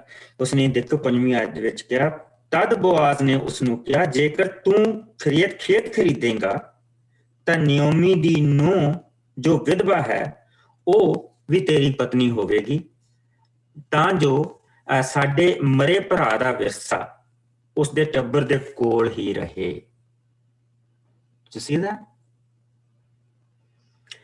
ਇਸ ਤੇ ਉਸ ਆਦਮੀ ਨੇ ਉੱਤਰ ਦਿੱਤਾ, ਜੇਕਰ ਇਹ ਗੱਲ ਹੈ ਤਾਂ ਮੈਂ ਆਪਣਾ ਹੱਕ ਨਹੀਂ ਵਰਤਾਂਗਾ, ਕਿਉਂਕਿ ਇਸ ਤਰ੍ਹਾਂ ਹੋ ਸਕਦਾ ਹੈ ਕਿ ਮੈਂ ਆਪਣੀ ਜਾਇਦਾਦ ਤੋਂ ਵੀ ਹੱਥ ਧੋ ਬੈਠਾਂ। ਇਸ ਲਈ ਤੂੰ ਹੀ ਇਹ ਕਰ, ਖੇਤ ਖਰੀਦ ਲੈ। ਮੈਂ ਇਹ ਕੰਮ ਨਹੀਂ ਕਰਾਂਗਾ। ਕਿੱਦਾਂ ਉਹ ਆਪਣੀ ਜਾਇਦਾਦ ਤੋਂ ਹੱਥ ਧੋ ਸਕਦਾ? ਕਿਉਂਕਿ ਉਹ ਜਿਹੜਾ ਬੱਚਾ ਪੈਦਾ ਹੋਣਾ ਉਹਦੇ 2 ਹਿੱਸੇ ਹੋਣੇ ਆ। ਉਹ ਜਿਹੜਾ ਨਿਓਮੀ ਦਾ ਜਿਹੜਾ ਖਾਨਦਾਨ ਆ ਉਹਦੀ ਜ਼ਮੀਨ ਸਾਰੀ ਦੀ ਸਾਰੀ ਉਸ ਬੱਚੇ ਦੇ ਕੋਲ ਹੀ ਰਹਿਣੀ ਹੈ। ਪਰ ਉਸਨੇ ਬੋਆਜ਼ ਦੇ ਹਿੱਸੇ ਉਹਦੇ ਹਿੱਸੇ ਤੋਂ ਵੀ ਉਹਦੇ ਬੱਚਿਆਂ ਦੇ ਬਰਾਬਰ ਜ਼ਮੀਨ ਲੈਣੀ ਹੈ। ਸੋ ਉਸਨੇ ਕਿਹਾ ਕਿ ਇਹ ਖਰੀਦਣ ਦਾ ਫਿਰ ਕੀ ਫਾਇਦਾ ਮੈਨੂੰ? ਸੋ ਖਰੀਦਦਾਰੀ ਦੀ ਗੱਲ ਨਹੀਂ ਹੈਗੀ। ਉਹਨੇ ਜ਼ਮੀਨ ਤਾਂ ਕਹੀ ਹੈਗੀ ਆ ਕਿ ਉਹ ਵੇਚਣਾ ਮੰਗਦੀ ਆ ਤੇ ਜਿਹੜਾ ਪਹਿਲਾ ਲਾਲਚ ਆ ਉਸਨੂੰ ਉਹ ਮੋਹਰੇ ਉਸਨੇ ਲਟਕਾਇਆ ਉਹਦੇ। ਤੇ ਉਸਨੇ ਕਿਹਾ ਜੇ ਮੈਂ ਜ਼ਮੀਨ ਖਰੀਦ ਵੀ ਲਈ ਤੇ ਉਹ ਫੇਰ ਵੀ ਮੇਰੀ ਨਹੀਂ। ਪਰ ਟੌਪ ਦੇ ਉੱਤੇ ਮੈਨੂੰ ਜ਼ਮੀਨ ਦੇਣੀ ਪੈਣੀ ਹੈ। ਸੋ ਉਸਨੇ ਕਿਹਾ ਕੰਮ ਮੈਂ ਨਹੀਂ ਕਰੂੰਗਾ। It is a sacrifice. ਇੱਕ ਸੈਕਰੀਫਾਈਸ ਨਿਓਮੀ ਨੇ ਕੀਤਾ, ਰੂਥ ਨੇ ਕੀਤਾ। ਇੱਕ ਸੈਕਰੀਫਾਈਸ ਇਹ ਹੈ ਜਿਹੜਾ ਪਰਮੇਸ਼ਰ ਦਾ ਹੁਕਮ ਆ ਉਹਨਾਂ ਨੂੰ, ਲੇਕਿਨ ਉਹਨੇ ਪਰਮੇਸ਼ਰ ਦਾ ਹੁਕਮ ਨਹੀਂ ਮੰਨਿਆ। ਕਹਿੰਦਾ ਮੈਨੂੰ ਨਹੀਂ ਚਾਹੀਦੀ ਜੀ, ਮੈਂ ਆਪਣਾ ਹੱਕ ਨਹੀਂ ਵਰਤਣਾ। ਸੋ ਹੁਣ ਬਜ਼ੁਰਗ ਸਾਰੇ ਬੈਠੇ ਹੋ ਉੱਥੇ, ਉਹਨਾਂ ਦੇ ਸਾਹਮਣੇ ਉਸਨੇ ਇਹ ਚੀਜ਼ ਕਹਿਤੀ ਆ। ਹੁਣ ਕੋਈ ਜਣਾ 7 ਆਇਤ ਤੋਂ ਲੈ ਕੇ 17 ਆਇਤ ਤੱਕ ਇਸਨੂੰ ਦੇਖਿਓ। ਉਸ ਸਮੇਂ ਇਜ਼ਰਾਈਲ ਵਿੱਚ ਜਾਇਦਾਦ ਦੇ ਲੈਣ ਦੇਣ ਦਾ ਇਹ ਢੰਗ ਹੁੰਦਾ ਸੀ। ਦੇਣ ਵਾਲਾ ਆਪਣੀ ਜੁੱਤੀ ਲਾ ਕੇ ਲੈਣ ਵਾਲੇ ਨੂੰ ਦਿੰਦਾ ਸੀ। ਇਸ ਢੰਗ ਦੁਆਰਾ ਇਹ ਪਤਾ ਲੱਗ ਜਾਂਦਾ ਸੀ ਕਿ ਸਾਰਾ ਮਾਮਲਾ ਤੈਅ ਹੋ ਗਿਆ ਹੈ। ਇਸ ਲਈ ਜਦੋਂ ਉਸ ਆਦਮੀ ਨੇ ਬੋਜ਼ ਨੂੰ ਕਿਹਾ ਤੂੰ ਹੀ ਖਰੀਦ ਲੈ, ਤਾਂ ਉਸਨੇ ਆਪਣੀ ਜੁੱਤੀ ਲਾ ਕੇ ਬੋਜ਼ ਨੂੰ ਦੇ ਦਿੱਤੀ। ਇਸ ਤੇ ਬੋਜ਼ ਨੇ ਪੰਚਾਂ ਨੂੰ ਅਤੇ ਉੱਥੇ ਬੈਠੇ ਹਾਜ਼ਰ ਦੂਜੇ ਲੋਕਾਂ ਨੂੰ ਕਿਹਾ, ਤੁਸੀਂ ਅੱਜ ਤੋਂ ਗਵਾਹ ਹੋ ਕਿ ਮੈਂ ਨਾਓਮੀ ਤੋਂ ਅਲੀਮਲਕ ਅਤੇ ਉਸਦੇ 2 ਪੁੱਤਰਾਂ ਮਹਿਲੋਨ ਅਤੇ ਕਿਲਿਓਨ ਦਾ ਸਭ ਕੁਝ ਖਰੀਦ ਲਿਆ ਹੈ। ਇਸ ਦੇ ਨਾਲ ਹੀ ਮੁਆਬੀ ਰੂਥ ਜੋ ਮਹਿਲੋਨ ਦੀ ਵਿਧਵਾ ਪਤਨੀ ਹੈ ਅੱਜ ਤੋਂ ਮੇਰੀ ਪਤਨੀ ਹੋਈ। ਇਸ ਦੁਆਰਾ ਉਸ ਦਾ ਨਾਂ ਉਸਦੇ ਲੋਕਾਂ ਅਤੇ ਨਗਰ ਵਿੱਚ ਜ਼ਿੰਦਾ ਰਹੇਗਾ। ਤੁਸੀਂ ਇਹ ਸਭ ਦੇ ਅੱਜ ਤੋਂ ਗਵਾਹ ਹੋ। ਇਸ ਤੇ ਲੋਕਾਂ ਨੇ ਕਿਹਾ, ਪ੍ਰਭੂ ਇਸ ਬੀਬੀ ਨੂੰ ਜੋ ਤੇਰੇ ਘਰ ਆ ਰਹੀ ਹੈ ਰਾਖੇਲ ਅਤੇ ਲਿਆ ਦੀ ਤਰ੍ਹਾਂ ਭਾਗਾਂ ਵਾਲੀ ਬਣਾਏ ਅਤੇ ਇਸ ਦੀ ਸੰਤਾਨ ਦੁਆਰਾ ਇਜ਼ਰਾਈਲ ਕੌਮ ਦਾ ਨਾਂ ਉੱਚਾ ਹੋਵੇ। ਪ੍ਰਭੂ ਤੈਨੂੰ ਵੀ ਇਫਰਥਾ ਵਿੱਚ ਹੋਰ ਵਧਾਏ ਕਿ ਬੈਤਲਹਮ ਵਿੱਚ ਤੇਰਾ ਹੋਰ ਮਾਣ ਵਧੇ। ਉਸ ਸੰਤਾਨ ਦੇ ਰਾਹੀਂ ਜੋ ਤੈਨੂੰ ਪ੍ਰਭੂ ਇਸ ਬੀਬੀ ਦੁਆਰਾ ਦੇਵੇਗਾ, ਪ੍ਰਭੂ ਤੇਰੇ ਟੱਬਰ ਨੂੰ ਫਾਰਸ ਦੇ ਟੱਬਰ ਵਰਗਾ ਬਣਾਏ ਜੋ ਤਾਮਾਰ ਤੇ ਯਹੂਦਾ ਦਾ ਪੁੱਤਰ ਸੀ। ਤਦ ਬੋਜ਼ ਰੂਥ ਨੂੰ ਆਪਣੇ ਘਰ ਲੈ ਗਿਆ ਤੇ ਉਸ ਨਾਲ ਵਿਆਹ ਕਰ ਲਿਆ। ਫਿਰ ਰੂਥ ਬੋਜ਼ ਤੋਂ ਗਰਭਵਤੀ ਹੋਈ ਅਤੇ ਉਸਨੇ ਇੱਕ ਪੁੱਤਰ ਨੂੰ ਜਨਮ ਦਿੱਤਾ। ਇਸ ਤੇ ਔਰਤਾਂ ਨੇ ਨਾਓਮੀ ਨੂੰ ਵਧਾਈ ਦਿੰਦਿਆਂ ਹੋਇਆ ਕਿਹਾ, ਪ੍ਰਭੂ ਦੀ ਵਡਿਆਈ ਹੋਵੇ, ਉਸਨੇ ਤੈਨੂੰ ਇੱਕ ਪੋਤੇ ਦੇ ਰਾਹੀਂ ਬਰਕਤ ਦਿੱਤੀ ਹੈ। ਪ੍ਰਭੂ ਕਰੇ ਕਿ ਇਹ ਮੁੰਡਾ ਇਜ਼ਰਾਈਲ ਵਿੱਚ ਤੇਰਾ ਨਾਂ ਪੈਦਾ ਕਰੇ। ਇਹ ਤੇਰੇ ਲਈ ਨਵੇਂ ਜੀਵਨ ਦਾ ਕਾਰਨ ਹੋਵੇ ਅਤੇ ਤੇਰੇ ਬੁਢਾਪੇ ਦਾ ਸਹਾਰਾ ਬਣੇ। ਤੇਰੀ ਨੂੰਹ 7 ਪੁੱਤਰਾਂ ਵਰਗੀ ਹੈ, ਜਿਸ ਨੇ ਪੁੱਤਰ ਨੂੰ ਜਨਮ ਦਿੱਤਾ ਅਤੇ ਤੈਨੂੰ ਪਿਆਰ ਕਰਦੀ ਹੈ। ਨਾਓਮੀ ਨੇ ਬੱਚੇ ਨੂੰ ਲੈ ਕੇ ਆਪਣੀ ਗੋਦ ਵਿੱਚ ਪਾ ਲਿਆ ਅਤੇ ਉਸਦੀ ਦੇਖਭਾਲ ਆਪਣੇ ਜ਼ਿੰਮੇ ਲੈ ਲਈ। ਨਾਓਮੀ ਦੀਆਂ ਗੁਆਂਢਣਾਂ ਨੇ ਮੁੰਡੇ ਦਾ ਨਾਂ ਇਹ ਕਹਿੰਦਿਆਂ ਹੋਇਆਂ ਨਾਓਮੀ ਦੇ ਘਰ ਇੱਕ ਪੁੱਤਰ ਜੰਮਿਆ ਓਬੇਦ ਰੱਖਿਆ। ਅੱਗੇ ਜਾ ਕੇ ਓਬੇਦ ਜੱਸੀ ਦਾ ਪਿਤਾ ਬਣਿਆ ਅਤੇ ਜੱਸੀ ਦਾਊਦ ਦਾ। ਦਾਊਦ ਦੀ ਵੰਸ਼ਾਵਲੀ। ਹਾਂਜੀ, ਪੜ੍ਹ ਦਿਓ। ਦਾਊਦ ਦੀ ਵੰਸ਼ਾਵਲੀ ਫਾਰਸ ਤੋਂ ਲੈ ਕੇ ਉਸ ਤੱਕ ਇਸ ਤਰ੍ਹਾਂ ਸਿਲਸਿਲੇਵਾਰ ਹੈ। ਫਾਰਸ ਹਸਰੋਨ, ਰਾਮ, ਅਬਿਨਾਦਾਬ, ਨਹਿਸ਼ੋਨ, ਸਲਮੇਨ, ਬੋਏਜ਼, ਓਬੇਦ, ਜੱਸੀ ਅਤੇ ਦਾਊਦ। ਸੋ ਹੁਣ ਅਸੀਂ ਕੀ ਦੇਖਦੇ ਪਏ ਹਾਂ, ਯਾਨੀ ਕਿ ਓਬੇਦ ਜਿਹੜਾ ਆ ਉਹ ਰੂਥ ਦਾ ਬੇਟਾ ਆ, ਯੱਸੀ ਜਿਹੜਾ ਆ ਉਹ ਪੋਤਾ ਆ ਤੇ ਦਾਊਦ ਪੜਪੋਤਾ ਹੈ। ਸੋ ਇਹ ਬਰਕਤ ਸ਼ੁਰੂ ਕਿੱਥੋਂ ਹੋਈ? ਐਡੀ ਵੱਡੀ ਬਰਕਤ ਸ਼ੁਰੂ ਕਿੱਥੋਂ ਹੋਈ?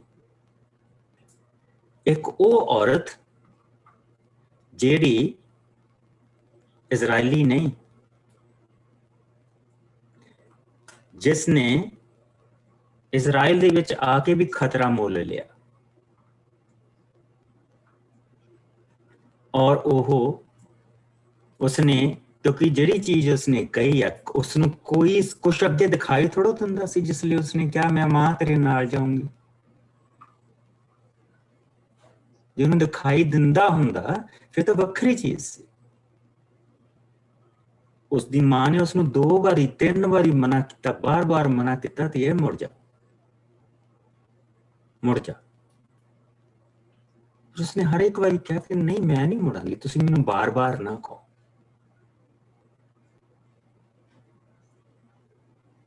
तेरा परमेश्वर मेरा परमेश्वर, तेरे लोग मेरे लोग होंगे, जिथे तू रहेंगी उत्थे मैं रहूंगी, जिथे तू मरेंगी उत्थे मैं मरूंगी और तेरे नाल दबी जाऊंगी। पर मैनू पिछे मुड़ना, यू नो प्रभु यसू मसीह ਨੂੰ ਜਿਹੜਾ ਅਸੀਂ ਸਵੀਕਾਰ ਕਰਦੇ ਹਾਂ ਨਾ, ਉਹਨੂੰ ਆਪਣੀ ਜ਼ਿੰਦਗੀ ਦੇ ਵਿੱਚ ਲੈਣੀ। ਉਹ ਅਸੀਂ ਮੁਨਾਫਿਆਂ ਵਾਸਤੇ ਨਹੀਂ ਲੈਂਦੇ,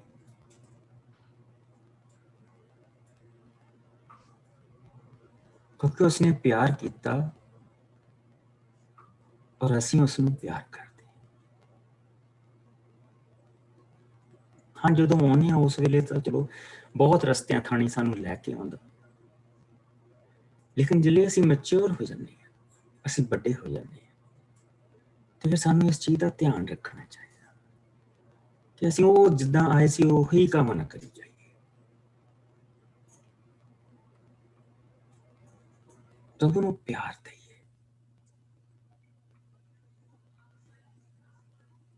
ਔਰ ਦੇਖੋ ਜਿਸ ਲਈ ਉਸਨੇ ਇਹ ਪਿਆਰ ਪ੍ਰਭੂ ਨੂੰ ਦਿੱਤਾ, ਕਿਸ ਤਰ੍ਹਾਂ ਪ੍ਰਭੂ ਨੇ ਉਸਨੂੰ ਬਣਾਇਆ। ਪਹਿਲਾਂ ਉਸਦੀ 2 ਚੈਪਟਰ 'ਚ ਉਹਦੀਆਂ ਰੋਜ਼ ਦੀਆਂ ਜ਼ਰੂਰਤਾਂ ਪੂਰੀਆਂ ਕੀਤੀਆਂ। 3 ਚੈਪਟਰ ਦੇ ਵਿੱਚ ਉਹਦੀ ਜ਼ਿੰਦਗੀ ਦੀ ਜ਼ਰੂਰਤ ਪੂਰੀ ਕੀਤੀ। 4 ਚੈਪਟਰ ਦੇ ਵਿੱਚ ਉਸਨੇ ਉਸਦੀ ਜ਼ਿੰਦਗੀ ਦੀ ਜ਼ਰੂਰਤ ਵੀ ਪੂਰੀ ਕੀਤੀ, ਪਲੱਸ ਉਸਨੂੰ ਵਰਦਾਨ ਮਿਲਿਆ। ਉਸਨੂੰ ਵਰਦਾਨ ਮਿਲਿਆ। ਦਾਊਦ ਜੋ ਇਸ ਦਾ ਪੜਪੋਤਾ ਸੀ, ਇਸ ਦਾਦੀ ਦੇ ਕਰਕੇ ਉਸ ਗੱਦੀ ਤੇ ਬੈਠਾ ਔਰ ਦਾਊਦ ਦੇ ਘਰ ਦੇ ਵਿੱਚੋਂ ਗੱਦੀ ਬਾਹਰ ਨਹੀਂ ਗਈ।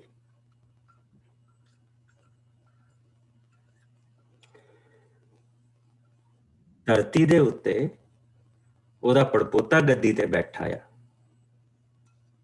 ਗਾਂ ਉਹਦਾ ਮੁੰਡਾ, ਗਾਂ ਉਹਦਾ ਮੁੰਡਾ, ਗਾਂ ਉਹਦਾ ਮੁੰਡਾ ਗੱਦੀ ਤੇ ਬੈਠਾ ਆ। ਔਰ ਸਵਰਗ ਦੇ ਵਿੱਚ ਇਸੇ ਹੀ ਬੈਤਲਹਮ ਦੇ ਵਿੱਚ ਯਿਸੂ ਪੈਦਾ ਹੋਇਆ ਸੀ ਔਰ ਉਹ ਵੀ ਰੂਥ ਦੇ ਘਰ ਹੀ ਪੈਦਾ ਹੋਇਆ ਸੀ।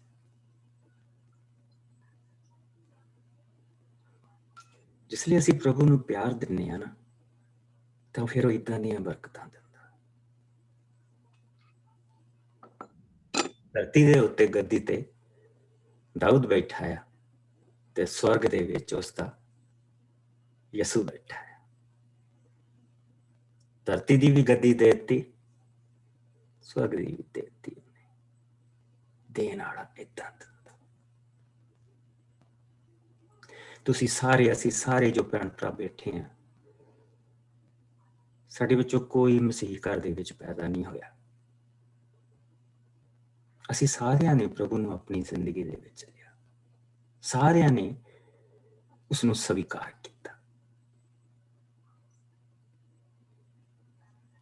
ਔਰ ਇੱਕ ਦੂਜੇ ਨੂੰ ਸਵੀਕਾਰ ਕੀਤਾ।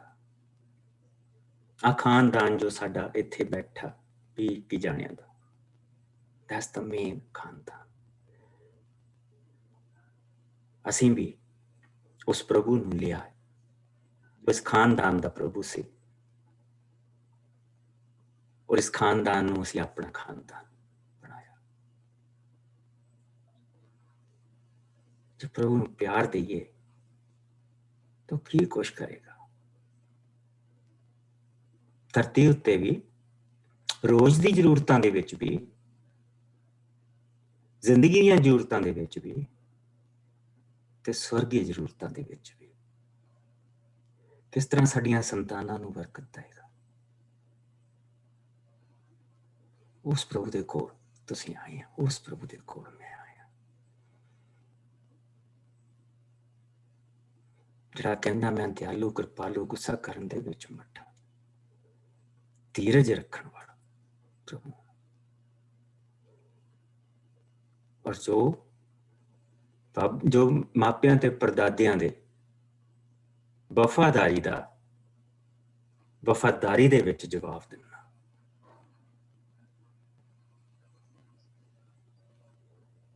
ਪ੍ਰਭੂ ਦੇ ਨਾਲ ਵਫਾਦਾਰ ਰਹੀਏ, ਉਸਦੇ ਨਾਲ ਪਿਆਰ ਕਰੀਏ, ਔਰ ਇਹ ਨਾ ਕਹੀਏ ਕਿ ਤੂੰ ਆ ਕੀ ਕੀਤਾ, ਬਲਕਿ ਇਹ ਕਹੀਏ ਪ੍ਰਭੂ ਜੀ ਸਾਨੂੰ ਪਤਾ ਸੀ ਕਿੱਥੇ ਬੈਠੇ ਹਾਂ, ਪਰ ਅਸੀਂ ਇਹ ਜਾਣਦੇ ਹਾਂ ਕਿ ਤੇਰੇ ਹੱਥਾਂ ਦੇ ਵਿੱਚ ਅਸੀਂ ਬਿਲਕੁਲ ਸੇਫ ਹਾਂ। ਕੋਈ ਵੀ ਚੀਜ਼ ਤੇਰੀ ਇਜਾਜ਼ਤ ਤੋਂ ਬਗੈਰ ਨਹੀਂ ਹੁੰਦੀ। ਤੇਰਾ ਸ਼ੁਕਰ ਹੈ ਇਸ ਧਰਤੀ ਦੇ ਉੱਤੇ ਤੂੰ ਸਾਡੇ ਨਾਲ ਸਵਰਗ ਦੇ ਵਿੱਚ ਸਾਡੇ ਲਈ ਜਗ੍ਹਾ ਤਿਆਰ ਕੀਤੀ। ਤੂੰ ਅੱਜ ਦੀ ਜ਼ਰੂਰਤ ਦੇ ਨਾਲ ਮੇਰੇ ਨਾਲ, ਪਰ ਮੇਰੀ ਇਸ ਜ਼ਿੰਦਗੀ ਰਹਿੰਦਿਆਂ ਵੀ ਤੂੰ ਮੇਰੀ ਜ਼ਰੂਰਤਾਂ ਨੂੰ ਪੂਰਾ ਕਰੇਂਗਾ। ਔਰ ਘਰ ਆਏ ਤੇ ਜੋ ਕੁਛ ਤੂੰ ਮੇਰੇ ਲਈ ਤਿਆਰ ਕੀਤਾ ਹੈ, ਤੇ ਫਿਰ ਪਿੱਛੇ ਮੁੜਨ ਨੂੰ ਜੀ ਨਹੀਂ ਕਰੇਗਾ। ਪ੍ਰਭੂ ਤੁਹਾਨੂੰ ਮਾਲਾ ਮਾਲ ਕਰੇ, ਆਪਣੀ ਹਜ਼ੂਰੀ ਚ ਵਧਾਏ, ਆਪਣੇ ਪਿਆਰ ਚ ਵਧਾਏ। ਲੇਕਿਨ ਇਸ ਦੇ ਨਾਲ ਅਸੀਂ ਵੀ ਉਸ ਦੇ ਪਿਆਰ ਦੇ ਵਿੱਚ ਵਧੀਏ, ਅਸੀਂ ਵੀ ਉਸ ਦੀ ਹਜ਼ੂਰੀ ਦੇ ਵਿੱਚ ਬੈਠਣਾ ਸਿੱਖੀਏ। Let us pray। ਆਓ ਦੁਆ ਕਰੀਏ। ਕੱਲ ਨੂੰ ਅਸੀਂ ਦਾਊਦ ਦੀ ਜ਼ਿੰਦਗੀ ਤੋਂ ਸ਼ੁਰੂ ਕਰਾਂਗੇ। ਪ੍ਰਭੂ ਜੀ ਤੇਰਾ ਬਹੁਤ ਸ਼ੁਕਰ ਕਰਦੇ ਹਾਂ ਅੱਜ ਦੇ ਇਸ ਦਿਨ ਦੇ ਲਈ। ਤੂੰ ਮਹਾਨ ਪਰਮੇਸ਼ਵਰ ਆ। ਅਸੀਂ ਅੱਜ ਜੋ ਤੇਰੇ ਕੋਲ ਆਏ ਹਾਂ ਪ੍ਰਭੂ ਜੀ, ਸਾਨੂੰ ਆਪਣੇ ਰਿਸ਼ਤੇ ਨਾਤਿਆਂ ਤੋਂ ਪ੍ਰਭੂ ਜੀ ਬਹੁਤ ਕੁਝ ਸੁਣਨ ਨੂੰ ਮਿਲਦਾ। ਸਾਨੂੰ ਉਹ ਗੱਲਾਂ ਕਹੀਆਂ ਜਾਂਦੀਆਂ ਜੋ ਦਿਲ ਨੂੰ ਕੱਟ ਕੇ ਰੱਖ ਦਿੰਦੀਆਂ, ਪਰ ਅਸੀਂ ਤੇਰਾ ਸ਼ੁਕਰ ਕਰਦੇ ਹਾਂ ਕਿ ਤੂੰ ਸਾਨੂੰ ਆਪਣੀ ਸੰਤਾਨ ਬਣਾਇਆ। ਜਿਸ ਤਰ੍ਹਾਂ ਰੂਥ ਨੂੰ ਬੋਆਜ਼ ਨੇ ਆਪਣੀ ਪਤਨੀ ਬਣਾਇਆ, ਉਸੇ ਤਰ੍ਹਾਂ ਪ੍ਰਭੂ ਜੀ ਇਹ ਚਰਚ ਤੇਰੀ ਪਤਨੀ ਆ, ਤੂੰ ਇਸ ਦਾ ਦੁੱਲਾ ਆ।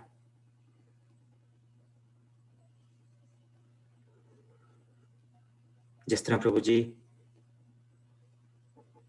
ਉਸ ਬੱਚੀ ਨੂੰ ਤੂੰ ਉਹ ਸੰਤਾਨ ਦਿੱਤੀ जिसने धरती ते राज कीता और वो भी दित्ती जो स्वर्ग ते राज करदा पिया। इसे तरह प्रभु जी तू सानू अपनी संतान बनाया,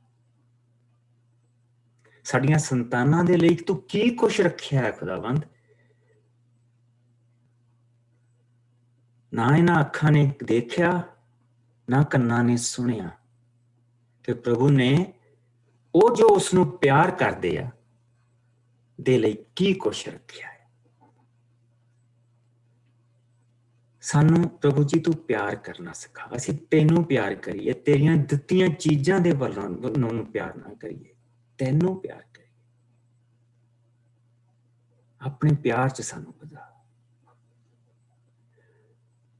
सानू अपनी हुजूरी दे विच बैठना सिखा।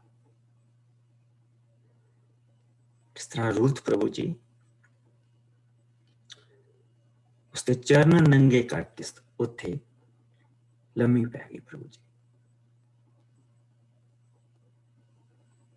सानू भी इस तरह आसरा और शरण लैनी सिखा।